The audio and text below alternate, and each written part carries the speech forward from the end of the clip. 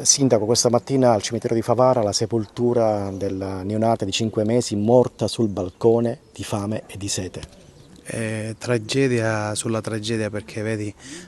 poi fai mille pensieri, si poteva salvare, se gli aiuti arrivavano prima, se non ci ostiniamo come nazione democratica a far finta che il problema non esista. Noi ospitiamo al cimitero di Favara tantissimi neonati, bambini ed è ogni volta una tragedia in mano, un dolore immenso.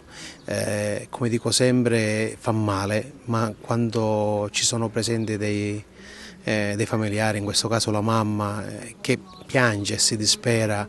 e dimostra tutta la propria rabbia, è un dolore che non riusciamo a trattenere, un dolore che non riusciamo a spiegarci. E come dico ogni volta si parla di emergenza, emergenza non è più, in realtà bisognerebbe prendere coscienza del fatto che queste persone arrivano e vanno aiutate e continuare a trattarle come se fosse un'emergenza e venir bene ai nostri valori di democrazia, di solidarietà su cui si fonda e si basa la nostra nazione.